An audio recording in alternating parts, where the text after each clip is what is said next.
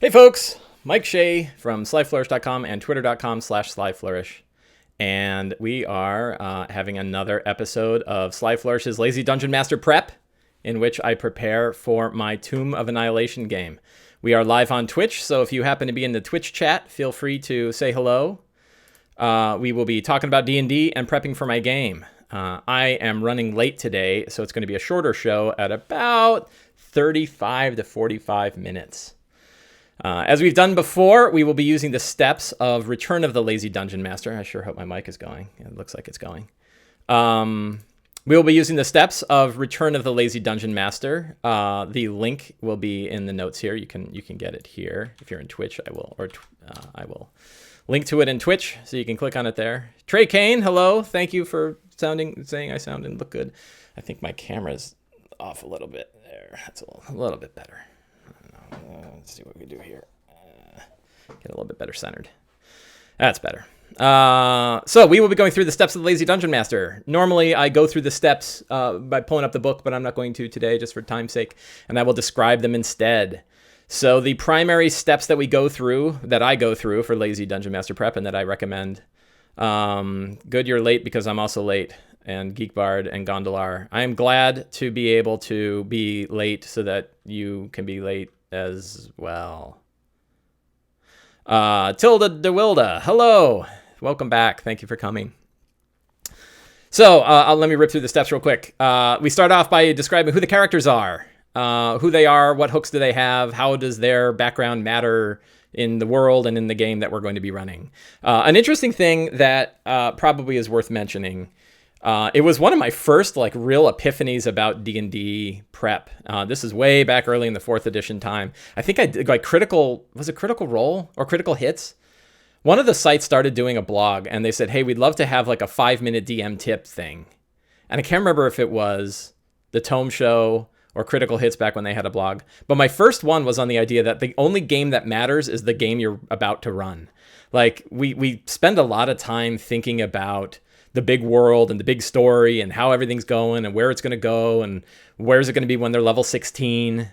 And really the only game that really matters is the one that's about to run. It's sort of this idea, and somebody showed me a really great image from the game Horizon Zero Dawn about how the world basically stops rendering itself the minute it's outside of the point of view of the character. As soon as you don't see it on the screen, it throws it away. And that's really true with D&D as well, that until characters interact with something, until characters see it or hear it or witness it, it doesn't exist.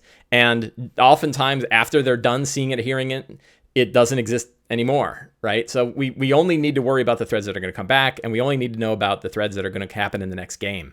So I have a big focus on in Return of the Lazy Dungeon Master. I don't know that I explicitly say this, that the only game that matters is the next one, but I think it's a powerful idea, and it really gets to that, not only does your next game matter, really where you start your next game is what matters the most. So that's why step 2 is the strong start.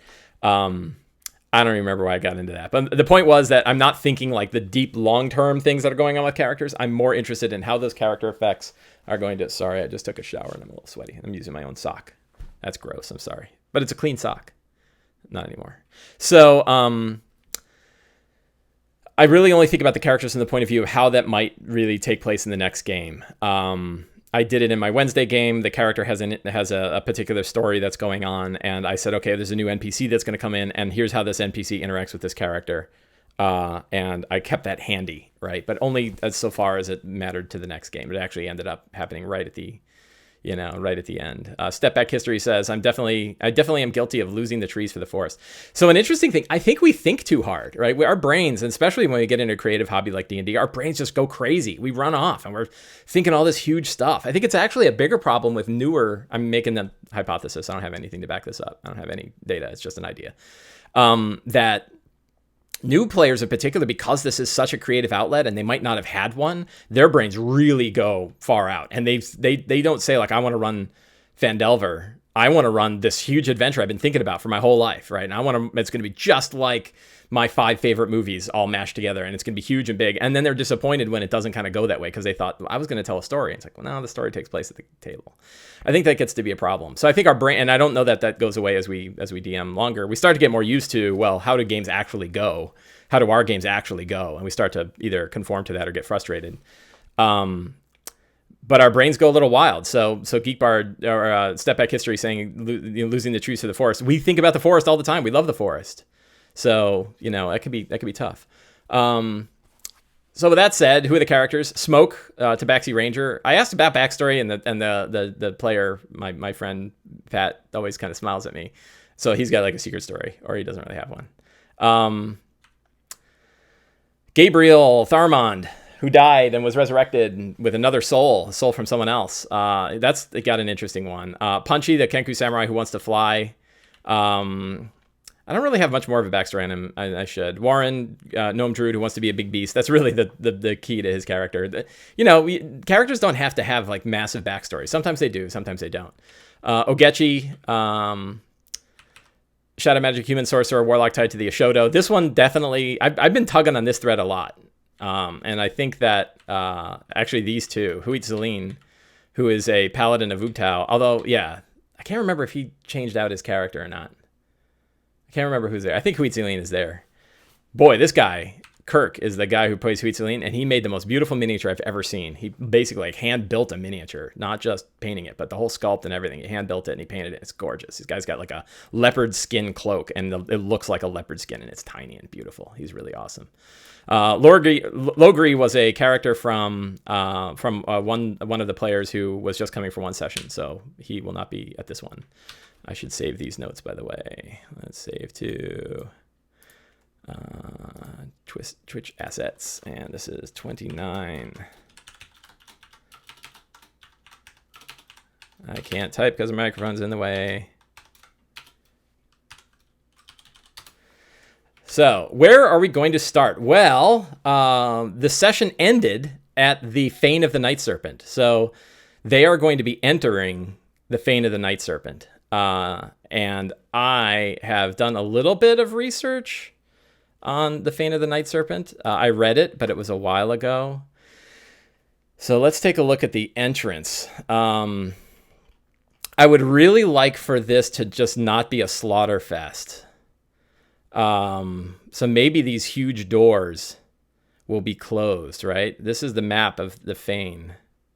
And they're coming in through the main doors. And I think that, let's go to number 1, main gates. Wide passage opens up, call out serpents, decorate the metal with a sliding hatch at a height of 4 inch. When open the bronze doors, slide into wall niches in the side. Without open. So what if the doors are sealed and only people can transform into snakes?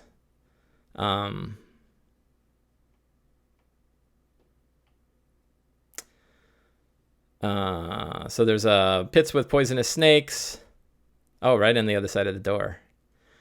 So I kind of don't want him to just walk in and start slaughtering things. So I think we're going to have a heavily trapped door. I'm going to add some cool traps to it. This is a good opportunity to talk about random traps. I will probably roll it at the table. Traps. Random trap generator. Electrical crossbows and sleep-inducing darts triggered by delicate magically detecting spheres. So that's kind of cool, right? Right, the first random generator. I will paste this in notes. And we will paste this here. Random traps. By the way, in the Lazy Dungeon Master workbook, we will have a random trap generator similar to this. It essentially lets you decide how complicated or uncomplicated things get. So the sleep-inducing darts, this could be, so it could be really powerful trap, and it could have, sleep with a high DC, and maybe they all get captured, right? And they're all brought in to see Ras Nisi and stuff. So, or they bypass it, right? Maybe they don't get trapped, but then they have to figure out another way in. So, I think that's a good, dealing with that. Let's see.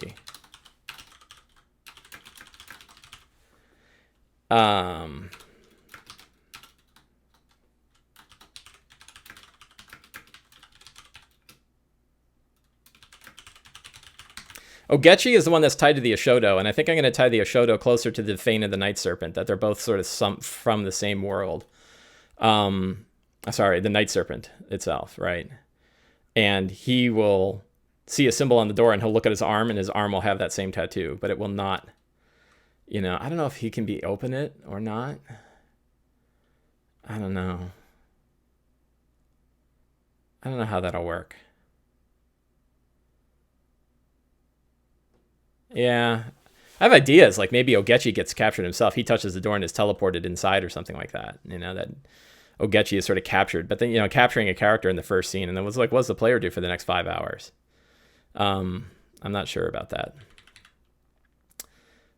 I will think about that and improvise.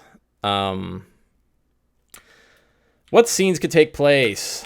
The doors of the Fane. So I didn't walk through the 8 steps. Let me rip through the 8 steps real quick. First step, who are the characters? How do they interact with the world? How does the world pay attention to them? What's in their backgrounds that can be a thread in the next session? What is the strong start? Where does the game begin? The most important step, when you sit down and everyone's ready to play D&D, what happens, right? It's up to us, the DM, to decide, here's what happens first.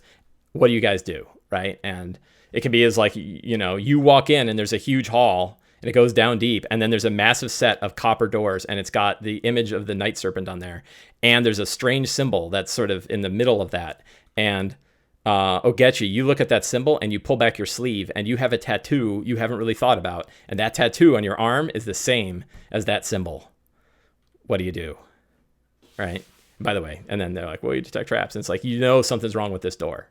Passive perception will tell you something's wrong with the door because they have crazy high passive perceptions. But they don't know what. Doors of the Fane.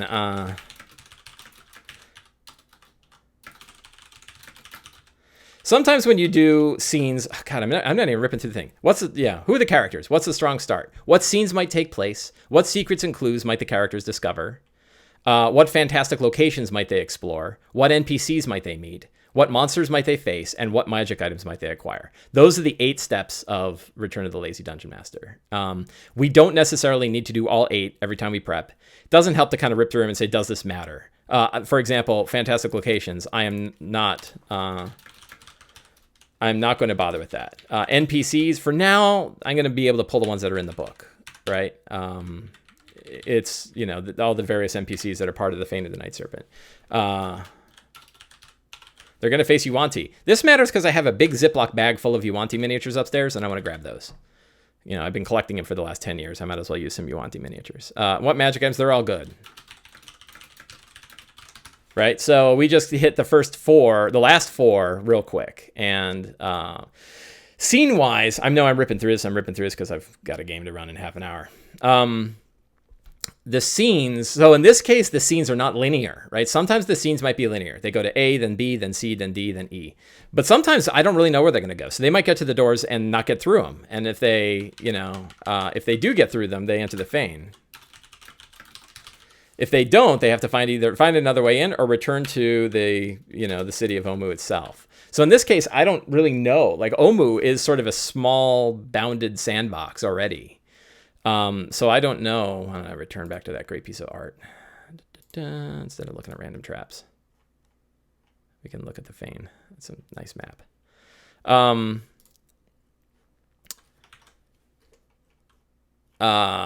So we don't know where it's going to go. And Omu is this big sandbox, so they could go in lots of different ways. So I think I'm going to leave, so in this case, the scenes are not linear. They are spread out. They could go in many different directions, and I will play it by ear as they go. It's just a little harder, right?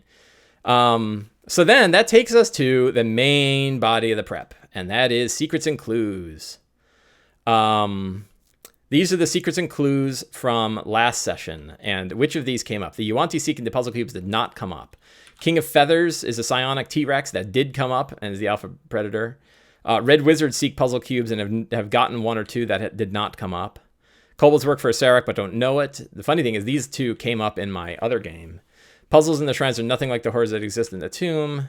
I don't know that. I think that came up. There is a rift in the power structure of the Yuan-Ti. That did not come up. Phantaza doesn't trust a Rosnisia to actually serve the Night Serpent. That did not come up. Yuan-Ti fear and desire Ogechi because he is the key to opening the doors to the Night Serpent. They do know that. because it came up in another adventure. Adventurers don't come out of the tomb. It is said that Acererak never wastes anything. That did not come up. The funny thing is some of these secrets and clues, they did come up on my other game. Step Back History asks, and I bet there's been a bunch of questions. Let me take a look at chat for a minute. Let me scroll back here and start at the top. Guilty of losing trees is something. It's something that I fall into all the time. I always say I will prep a little less every time my players make a decision I didn't even consider.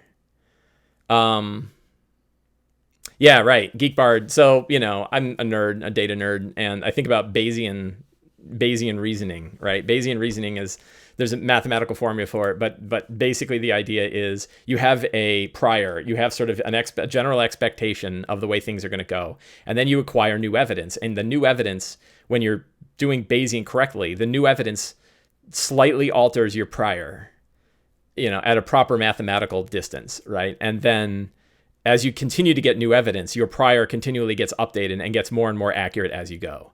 That's different than like statistical, I forget what they call it, the opposite of Bayesian. There's not the opposite of Bayesian. There's another analytical method where essentially you just look at everything all at once and do like the average. And I can't remember what it's called. But why I think it matters to D&D is I think that's a really effective way of being a great dungeon master is you have your prior. I expect that I'm going to build a huge campaign world and all these things are going to go a certain way. And then you have a game and the game doesn't go that way and you update your prior and then it doesn't go that way again and you update your prior again. And you update and you continually, as you're running your games, you're updating your prior and you're slightly altering. You don't have to take your whole DM prep system and throw it out the window every time. You just kind of say, what can I do to tweak it a little bit? Maybe, okay, it went left last time. What could I do if it goes left again, right? And you tweak your system. I don't expect that everyone's going to take their hours of game prep and throw it out the window and suddenly everyone's doing the full 8 steps and they don't have any other steps and they do them all. Like I expect people are going to find the ones that work and use those. I put 8 steps in the book. I tend to, as you can see, focus on probably 3. Who are the characters? What's the strong start? What are the secrets and clues? And the rest of it I'll sort of improvise because I'm used to being able to improvise. So yeah, I think that idea of, kind of getting an understanding each time. One of the things I found out is that there's a difference between prepping for a session and world building. There is, and actually I don't do world building I do world building like Dungeon World does world building. I think about the fronts. I think about who are the main players that are going on and what's going on with that. I don't really do it as much in Tomb of Annihilation because the tomb is like a front, but the tomb's not doing anything. A front would be the thing in the bottom of the tomb and how it's growing and getting bigger. The Soulmonger is kind of a front. The Yuan-Ti are sort of a front. The Red Wizards are a front. So these fronts are going. I didn't organize them. I kind of let that stir in my head. Like I know that the Red Wizards are out there seeking puzzle cubes. I know that the Yuan-Ti are out there seeking puzzle cubes, but they don't actually want to go in. I know the Yuan-Ti actually want to open up the door to release the Night Serpent. And, these are all sort of the major fronts that to me is campaign building. I don't think about, and I play in the Forgotten Realms, so I don't think about the gods, although my wife and I have been reading the Sword Coast Adventurer's Guide and really enjoying like the details of all of the different gods. We don't remember them all, but now they're like, oh yeah, I remember that god. So a lot of the campaign building for us have already been done. And that's my belief with that. I know that I'm in the slight minority of people who play just in vanilla Forgotten Realms. I think more people play in their own campaign world and then lots of people steal. One of the reasons I play is because there is so much time and attention spent in the Forgotten Realms. There are, hundreds and hundreds and hundreds of hours a week of people who are building out the realms, right? And there are books that cost them tens to hundreds of thousands of dollars to make that talk about this campaign world. I don't have that energy. Right? I can't put that kind of energy into it. None of us can. It takes companies to build this stuff. So why don't I use, this is personal opinion, my personal view, why don't I capitalize off of all of the money and energy and creative work that went into a campaign world and use that rather than make my own? So that's what I do. And that's why I don't do a lot of campaign building. Focus on characters as much as possible. Oh, step back. Is there a way to make big payoffs if we focus properly? I'm assuming you're talking about big payoffs in characters. Yeah, keep them in mind. I think the big payoffs come as you pay attention to the characters. And I think it's also one other tip I'll throw in here, and this is in the book as well. Ask them, like, what's the major arc for your character? What would you like to see your character, get to? Where would you like them to go in this campaign? Just, get an idea about what they expect. Now, I've made it very clear that in Tomb of Annihilation, their arc might be, we're rising, I'm dead, right? Like they have a big story and then they're crushed by a giant wall. Like, that is a very real possibility. And I think it's a kind of a fun George R.R. Martin style story that, you don't have to have a hook that's perfect. So I made them make new characters. I said, build new characters because these might die. And that guy, my character might die. And I know some of them haven't come to grips with that. But it could happen. It already happened to somebody. Sorry, I had to approve a message. I would agree. One of the things I found out the difference between prepping a session, world building, recycle something. I find I can plan a major arc and then kind of insert in the adventure. It allows players to do whatever they want. Yeah, an arc could be just a theme, right? Like, I have an overarching theme about the giant doors in the southern mountains that open up to the Fane of the Night Serpent.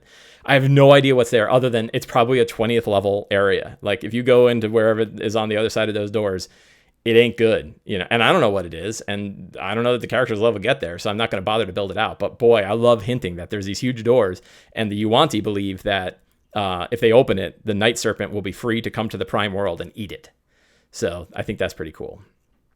Do you save these notes for callbacks later in the campaign? Asks Step Back History. I do save them, as you've seen, but I tend not to go back and reread them. I'm very fluid and flexible with the game. I think probably DMs who spend more time and attention really paying attention to those threads probably have a tighter game. Mine's pretty loose, and I forget a lot of stuff, and sometimes the players have to remind me, and everybody's sort of used to doing that. So I don't think that's a big deal.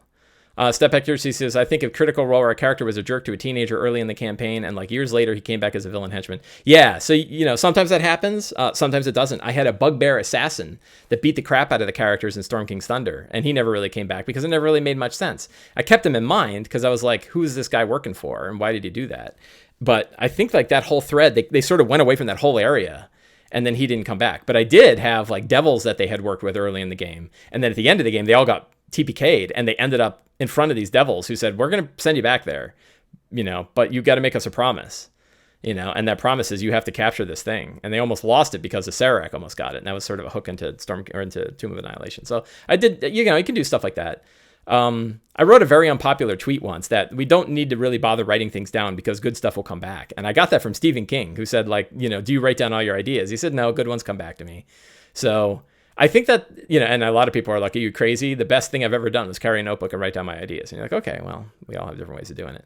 And that's fine, and I write some stuff down, but I don't tend to go back and review, and I'll remember really cool stuff, or it'll migrate a little bit. And I think that leads to a more fluid and flexible game.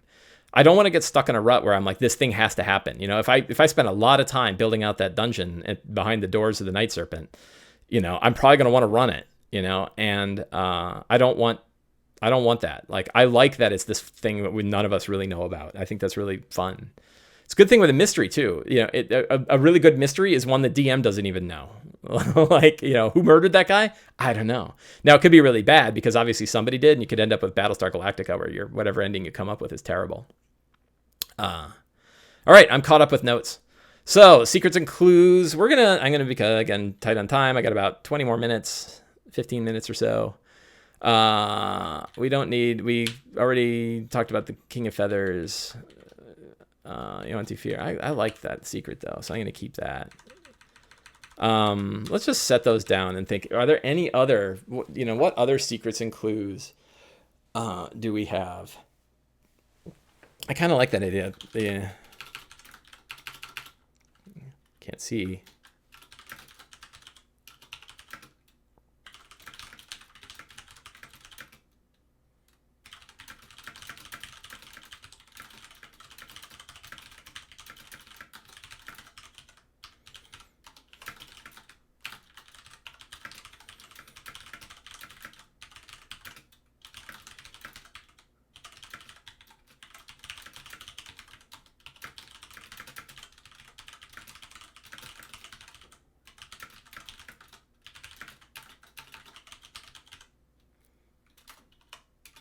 Could the Eshowdow be the Night Serpent? Could the Eshowdow be an avatar of the Night Serpent? What connection between the Eshowdow and the Night Serpent? Or the Eshow? No, the Eshowdow is the shadow creature. What the hell is the Eshowdow, you're probably asking. So there is a tribe called the Eshow that was one of the tribes wiped out by the people of Mesro in Chult hundreds of years ago. If you go down into the southern valley southwestern valley, sort of between Jahaka Bay and Omu, there is a long strip of desert where a volcano sort of ate the Eshowdow, or the Eshow. And if you go into other older books, they talk about how the Eshow summoned a shadow creature. So one of my characters decided he wants to be a warlock with the Eshowdow patron. So I said, that's cool. But now I've been tugging on that Eshowdow thing a lot. So the idea that the Eshowdow, you know,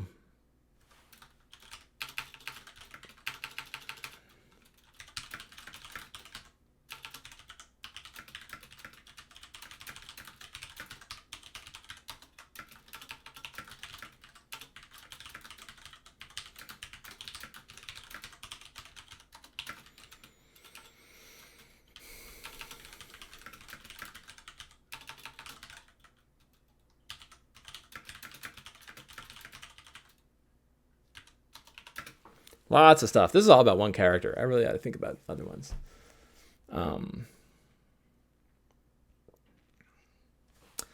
How about... oh.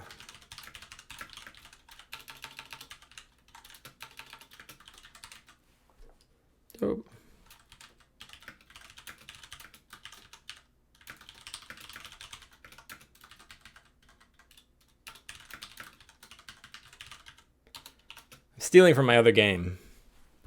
Let's see. Maybe something happened back at their former vampire pirate base. No, that was this group. What would have happened back in the former pirate base? So the pirates are all gone, and their base is built up. I don't really like destroying, Krypton, as they say, or not destroying Krypton, but destroying a Fortress of Solitude. Don't attack the Fortress of Solitude. The reason why it's a Fortress of Solitude. So I think that they're doing okay there. I could bring a vampire tribe back in here, if I wanted to. I think there's enough going on in here, though. I think they've kind of closed out that vampire thing. Sometimes the thread's best left untied. Boy, I got a lot of secrets.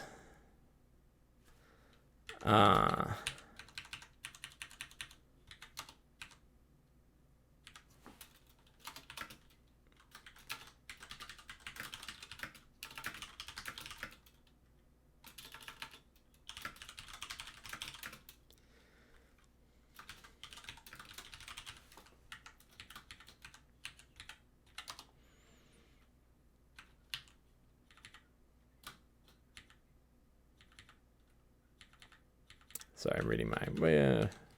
all right, I'm going to leave a metric shit ton of secrets. Because I can always use these. This was rapid, right? So think about how long this took me to put together. Right? I'm in a hurry. And probably about 20 minutes to put down the stuff together. And the question is, do I feel like I have enough going on? And the answer, yeah, sure. Sure I do. I'm going to mail this to myself so I don't forget, because I have a tendency of forgetting. You know what's really fun? Watching someone on Twitch do email. Really exciting. But they are sent. Okay. So I'm going to keep this open, and we'll think about it some more. But I want to talk about some other D&D stuff that's going on. And, for those of you who are in chat, we can chat about it. There are a ton of big D&D announcements over the past week or so. Yes. Oh, Evil Twin Mason says, we're Pumpkin and Precious adopted. First of all, I wish there was... How do I give gold stars? Evil Twin Mason, are you...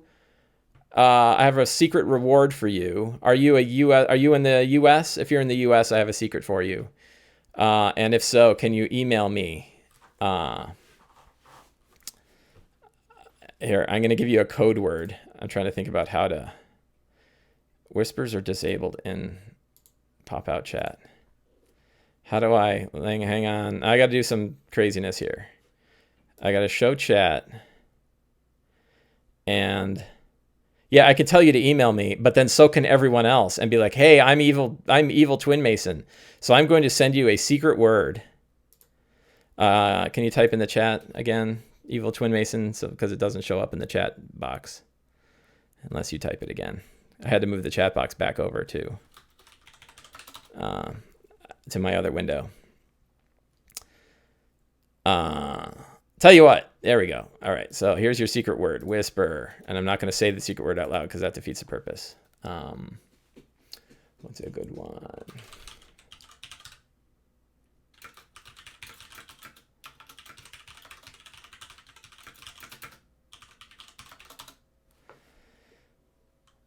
All right, Evil Mason, let me know that you got my secret message.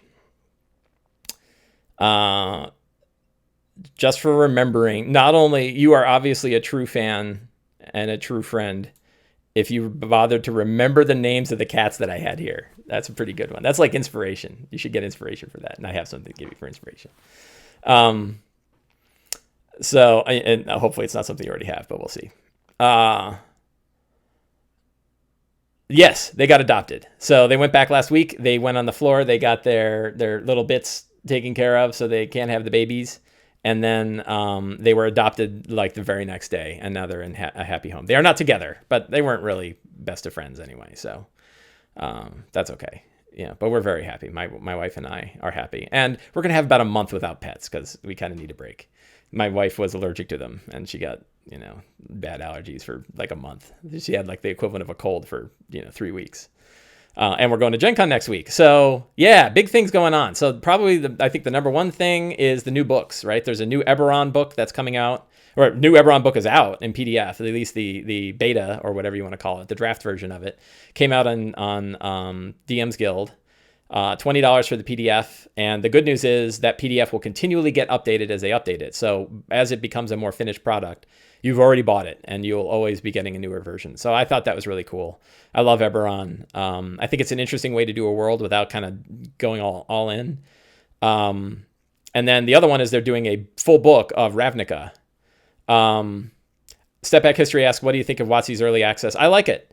I think that's a fine, it's not exactly like the playtest. The one thing is they actually did like real design. It's a good looking book. It doesn't look like their Unearthed Arcana documents. There's like a Word document in PDF. It's a nice book and it's already been kind of edited and it's got art in it. So it's like a real product, but we can still tweak it and they're going to still add stuff to it. So I think it's fine. I don't $20 now or $20 later, doesn't matter that much. I guess $20 later is slightly more valuable if you invest in the S&P 500 for a year, but then it's, what was it? $20.06. So I'm fine with it. And then they have Ravnica. I'm not a Magic guy, but Ravnica is apparently the big source world for Magic the Gathering, and they are putting out a source book for that. And it's a nice big book. I'm fine with both of these. It wouldn't have hurt me if they switched them.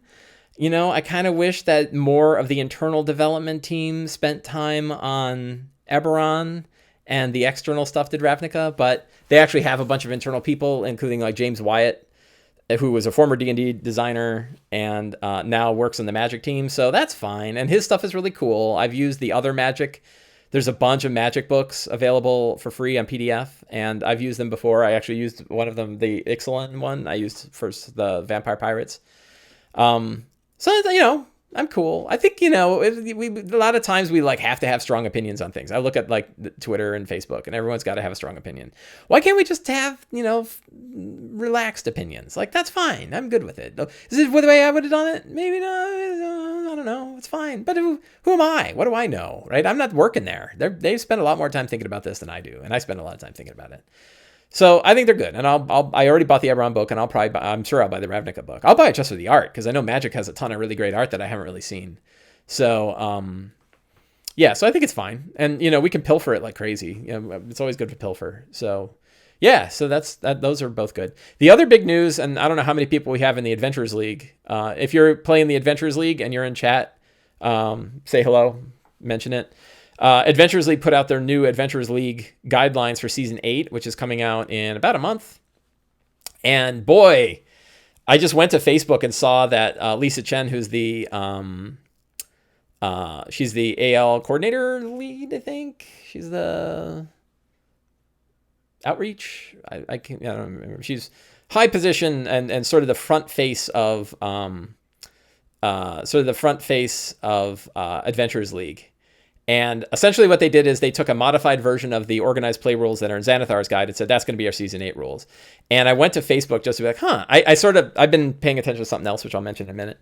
But I said, I wonder what that's like. And I looked, and there's like 1,500 responses to her post. You know, like 15, it's the most I've ever seen in response to a post. I was like, that is just crazy. And so I'm like, well, what I would love to do, because I love to do this, I love to download all of the comments for a subject and stick them into Excel and classify them by sentiment or by subject. I love to do that. Or I'll sample it, like I'll do 100 or so, which gets me within about plus or minus 10 to 5% ish. I think it's about, I forget what 5% is.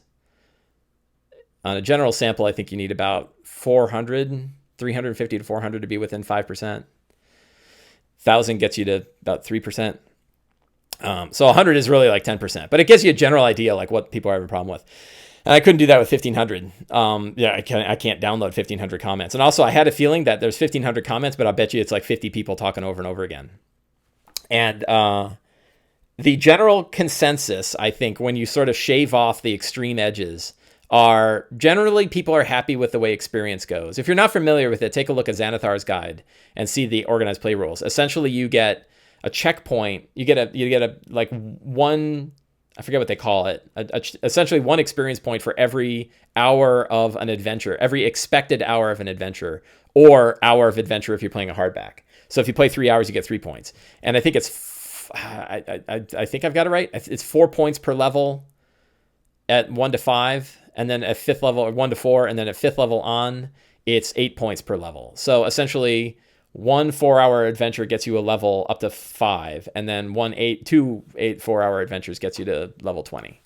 You know, for each level. And I thought that's fine. You know, there was a bunch of goofy stuff in organized play already. With you could burn downtime days to jump from 4th to 5th level and from 9th to 10th level.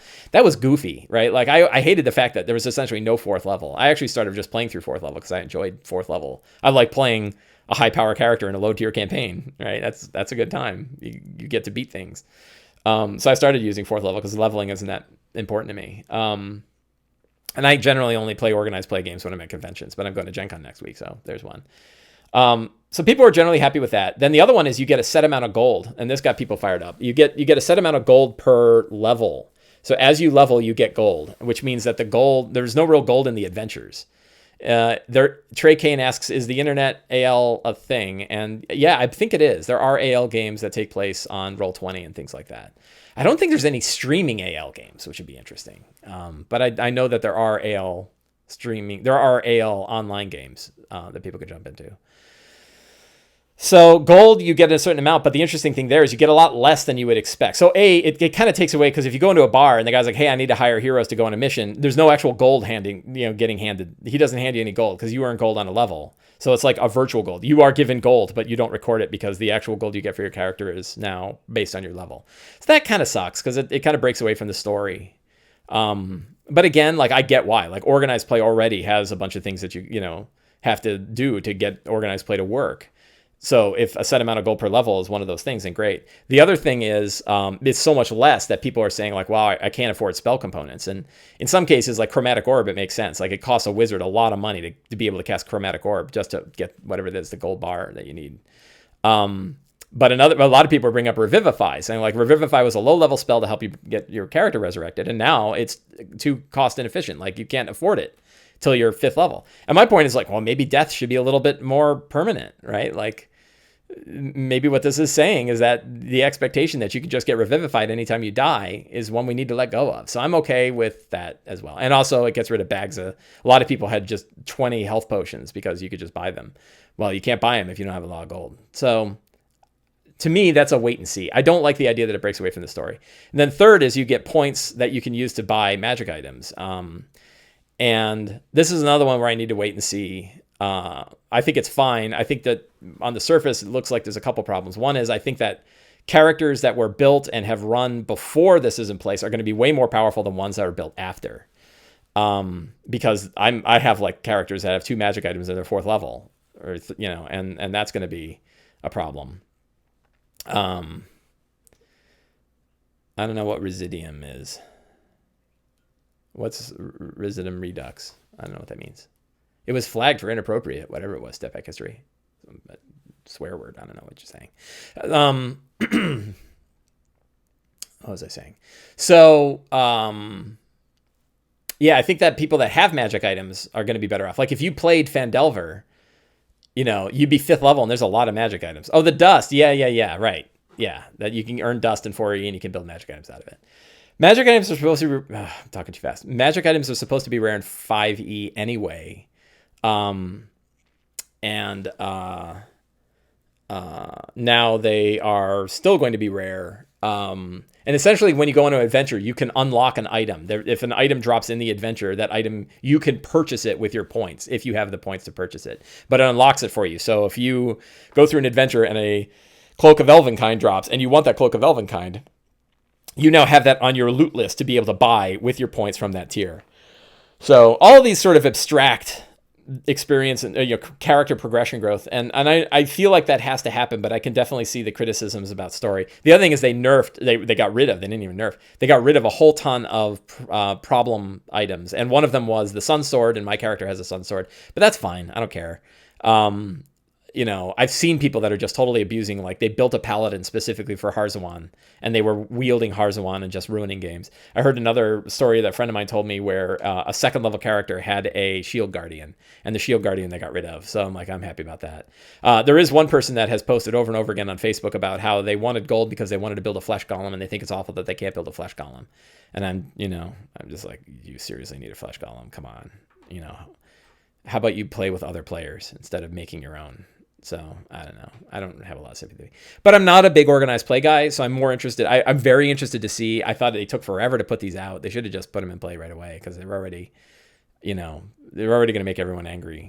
So they seem to tear this Band-Aid off one hair at a time. So we'll see what happens. The last thing that happened, it might only be a big thing for me, although I'll ask in chat. Do any of you guys use Dwarven Forge? Do any of you guys use the 3D terrain done by Dwarven Forge?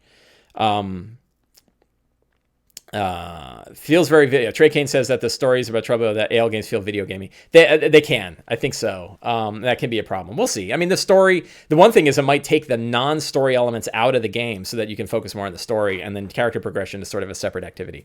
So we'll see. I mean, you're still sitting around a table with friends playing D&D. So I don't know that it's going to be a big one. So Dwarven Forge is very expensive. It's 3D terrain. Really nice stuff, and I've been a Dwarven Forge fan for more than a decade. My wife bought me my first set, and then I've been backing all their Kickstarters, and they have a new Kickstarter going on now, and they commissioned me to write a guide for what pieces to potentially focus on. So I wrote that guide, and I'll be publishing that to my website tomorrow. But that for me was kind of a big one. This is like every time they do a Kickstarter, it's like the Super Bowl for me. Or it's like whatever sports thing. What's the basketball one where there's like a week-long thing? I don't know. I'm not a sports guy. Trey Kane says Dwarven Forge is great. I enjoy it more than minis. I think so. Although they both go together, and they're both super expensive. So, so I wrote a guide for their latest Kickstarter, which is called Caverns Deep, and it's a big cavern set, and it is costly. It is more costly than their previous ones. It has some really neat pieces, and I think it's the kind of thing where, like, if you can kind of dip in and buy a couple of things. You don't have to go in and buy a table full of, everybody wants like a table full of stuff, but instead you can sort of cherry pick. So I tried to take assuming that somebody could afford Dwarven Forge at all, what are the things where you can get a good value for your money? And that's a good way to go. Step Back History says, I'm full theater of the mind. I've been considering Lego as an alternative to minis for things like Dwarven Forge. Step Back, yeah. So, nothing beats theater of the mind when it comes to flexibility, right? I love theater of the mind. I'll be running it today. Like, I'm not bringing my big pile full of Dwarven Forge to the game shop with me. I really think that one can just buy the main books. I actually was working on an article yesterday where I said, like, what's the alternative? Like, what's the best dollar value for D&D overall? And I think, like, a DM and a group of players buying a subscription to D&D, to D&D Beyond, and then buying the core books and sharing it among the group, and then using, like, a flip mat and a dry erase marker, is probably the most efficient way to play D&D. And you're going to get nearly all of the joy that you could get of anybody that's playing it. You know, we have this idea that like, you know, a really big, beautiful Dwarven Forge setup, your game is 10 times better than if you don't have it. And that's not really true. It's good, and it does, you know, it's a good tabletop and people enjoy it. You know, it's not a huge leap when you think about the overall joy that a game has. The memories that people create are, you know, in our heads. So I love Dwarven Forge. I'm going to back it, even though they did compensate me for the article I'm going to write. I guarantee you, I will spend more the other direction. But the reality is, it's not necessary to play D&D. You can enjoy D&D with Theater of the Mind. And I also do think that, especially like in miniatures and Dwarven Forge and stuff, once you start buying it, it opens, you know, it gets bigger and bigger and bigger. And it hurts the flexibility because, you know, Theater of the Mind, you can do anything you want. So, yeah, foot mat and markers, rest is just nice to have. I agree with that completely. And I think that people can get a lot of the joy out of D&D for very little money. Anyway, I have to run to my game. Sorry for having a quick show today. I will not be having a show next week because I will be at Gen Con. So it'll be a couple weeks before my next show. Have a great week. Enjoy some D&D. If you can't get to a table, maybe watch a little Critical Role.